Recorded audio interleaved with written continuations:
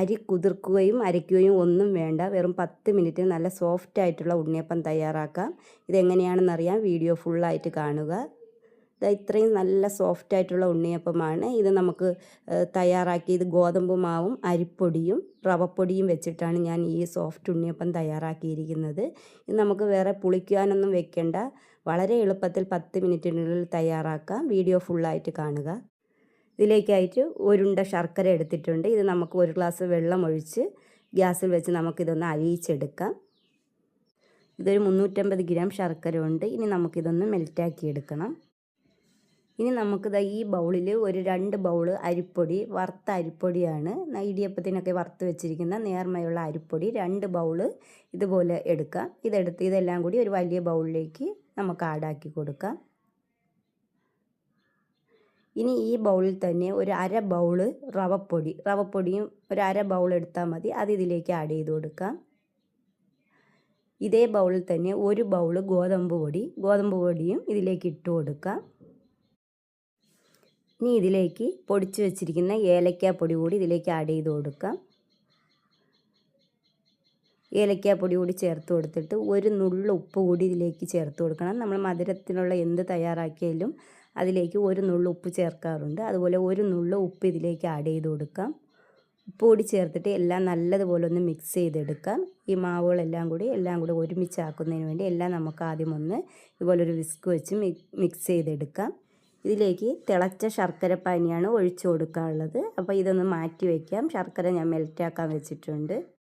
ഇനി ഒരു നല്ല പഴുത്ത റോബസ്റ്റ പഴം മിക്സിയുടെ ചെറിയ ജാറിലിട്ടിട്ട് നമുക്കിത് നല്ലതുപോലെ ഒന്ന് അരച്ചെടുക്കണം. വെള്ളമൊന്നും ഒഴിക്കാതെ തന്നെ ഇത് നല്ലതുപോലെ ഒന്ന് അരച്ചെടുക്കാം. ഇനി ഉരുക്കിയ ശർക്കരപ്പാനി ചൂടോടെ തന്നെ തിളച്ചിരിക്കണം. ആ ചൂടോടെ തന്നെ നമുക്ക് ഈ മാവിലേക്ക് ഒഴിച്ചു കൊടുക്കാം. ഇതുപോലെ അരിച്ചൊന്ന് ഒഴിച്ചു കൊടുക്കണം. എല്ലാ ശർക്കരപ്പാനിയും ഒഴിച്ചതിന് ശേഷം നമുക്ക് ഇത് നല്ലതുപോലെ ഒരു വിസ്ക് വെച്ചിട്ട് നല്ലതുപോലെ ഒന്ന് മിക്സ് ചെയ്തെടുക്കണം. ഇതുപോലെ എല്ലാം നല്ലതുപോലെ ഒന്ന് യോജിപ്പിച്ചെടുക്കണം. അതിന് വേണ്ടി നമുക്കിതുപോലെ ഇങ്ങനെ പതുക്കെ ഒന്ന് ഇതെല്ലാം കൂടെ മിക്സ് ചെയ്തെടുക്കാം. ശർക്കരപ്പാനിക്ക് പുറമേ നമുക്ക് ചെറിയ ചൂടുവെള്ളം കൂടി ഇതിലേക്ക് ആഡ് ചെയ്ത് കൊടുക്കണം.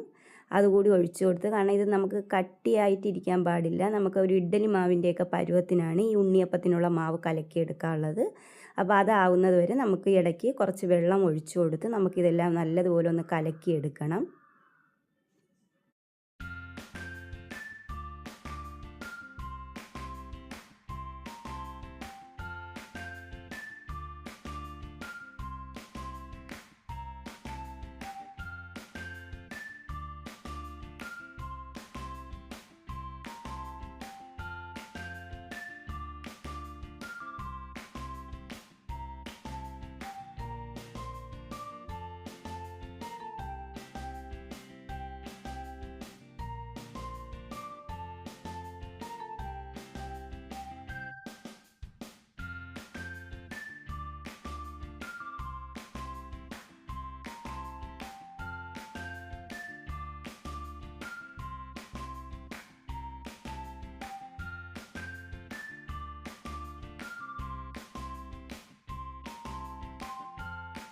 നേരത്തെ നമ്മൾ അരച്ച് വെച്ചിരുന്ന പഴത്തിൻ്റെ മിക്സ് കൂടി ഇതിലേക്ക് ചേർത്ത് കൊടുത്തിട്ടുണ്ട്.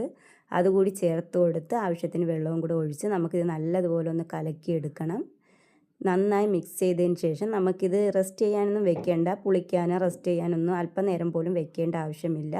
ഇത് നമ്മൾ കലക്കിയെടുത്ത് അപ്പോഴേ തന്നെ നമുക്കിത് ഉണ്ണിയപ്പ ചട്ടിയിൽ എണ്ണ ഒഴിച്ച് ചൂടായി ഇത് തയ്യാറാക്കിയെടുക്കാം. ഈ രീതിയിൽ ഉണ്ണിയപ്പം തയ്യാറാക്കുകയാണെങ്കിൽ വളരെ എളുപ്പത്തിൽ നമുക്ക് വളരെ പെട്ടെന്ന് നല്ല സോഫ്റ്റ് ഉണ്ണിയപ്പം തയ്യാറാക്കാൻ പറ്റും. ഇനി ഇതിലേക്ക് അല്പം സോഡാപ്പൊടി, ഒരു നുള്ളി സോഡാപ്പൊടി കൂടി ഞാൻ ചേർത്ത് കൊടുത്തിട്ടുണ്ട്. ഒരു നുള്ളി സോഡാപ്പൊടി കൂടി ചേർത്ത് കൊടുത്ത് എല്ലാം നല്ലതുപോലെ മിക്സ് ചെയ്തിട്ടുണ്ട്. ഇനി നെയ്യിൽ തേങ്ങാക്കൊത്ത് മൂപ്പിച്ച് അതുകൂടി നമുക്കിതിലേക്ക് ചേർത്ത് കൊടുക്കണം. അതിനുശേഷം നമുക്ക് ഉണ്ണിയപ്പം പൊരിച്ചെടുക്കാം. അപ്പോൾ ആ നെയ്യിൽ തേങ്ങാക്കൊത്ത് ഞാൻ വറുത്ത് വെച്ചിട്ടുണ്ട്. അതുകൂടി നമുക്കിതിലേക്കൊന്ന് ആഡ് ചെയ്ത് കൊടുക്കാം. അതും കൂടി ചേർത്ത് കൊടുത്ത് ആവശ്യത്തിന് വെള്ളം, ഇത് റവപ്പൊടി കൂടി ചേർത്ത് കൊടുത്തിട്ടുണ്ട്. ഇത് ഇരിക്കും തോറും കട്ടിയാവും. അതുകൊണ്ട് നമുക്കിത് റെസ്റ്റ് ചെയ്യാനൊന്നും വെക്കേണ്ട. അതുകൂടി ചേർത്ത് കൊടുത്തിട്ടുണ്ട്. നെയ്യിൽ തേങ്ങാക്കൊത്ത് വറുത്തത് കൂടി ഇതിലേക്ക് ആഡ് ചെയ്തിട്ടുണ്ട്. ഇതെല്ലാം കൂടി ചേർത്ത് മിക്സ് ചെയ്ത് ഇനി നമുക്ക് ഉണ്ണിയപ്പം തയ്യാറാക്കാം.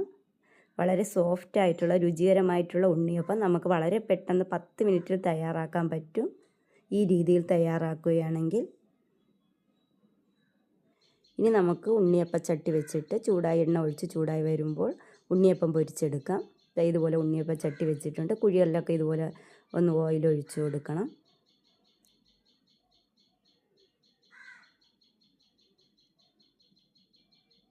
ഉണ്ണിയപ്പം എപ്പോഴും സൺഫ്ലവർ ഓയിൽ പൊരിക്കുന്നതാണ് നല്ലത്. ഇനി നമുക്ക് ഈ കുഴിയുടെ ഒരു പകുതി ഭാഗത്ത് മാത്രം ഈ ബാറ്റർ ഒഴിച്ചു കൊടുത്താൽ മതി. നിറച്ചൊഴിക്കേണ്ട, കാരണം ഇത് വേകുമ്പോൾ പൊങ്ങി വരും. അപ്പം നമുക്ക് ഈ കുഴിയുടെ പകുതി ഭാഗത്ത് മാത്രം ഈ മാവിൻ്റെ ബാറ്റർ ഒഴിച്ചു കൊടുത്താൽ മതി.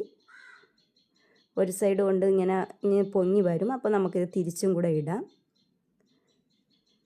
വളരെ പെട്ടെന്ന് നമുക്ക് ഉണ്ണിയപ്പം തയ്യാറാക്കാൻ പറ്റും. ഇത് പൊങ്ങി വന്നിട്ടുണ്ട്. അപ്പോൾ നമുക്ക് ചെറിയൊരു സ്പൂൺ വെച്ചിട്ട് നമുക്കിതുപോലെ ഒന്ന് ഇങ്ങനെ തിരിച്ചിട്ട് കൊടുക്കാം.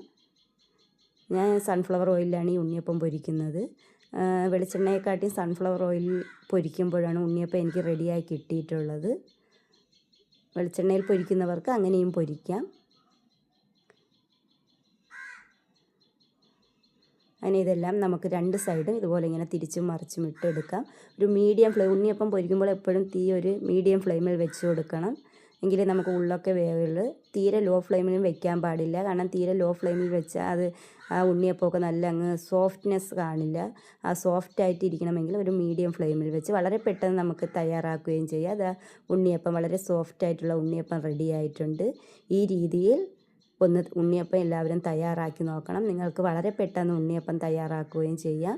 നല്ല സോഫ്റ്റ് ആയിട്ടുള്ള ഉണ്ണിയപ്പമാണ്. എൻ്റെ വീഡിയോ ഇഷ്ടമായെങ്കിൽ ലൈക്ക് ചെയ്യണം, ഷെയർ ചെയ്യണം. എൻ്റെ ചാനലൊന്ന് സബ്സ്ക്രൈബ് ചെയ്ത് സപ്പോർട്ട് ചെയ്യണം.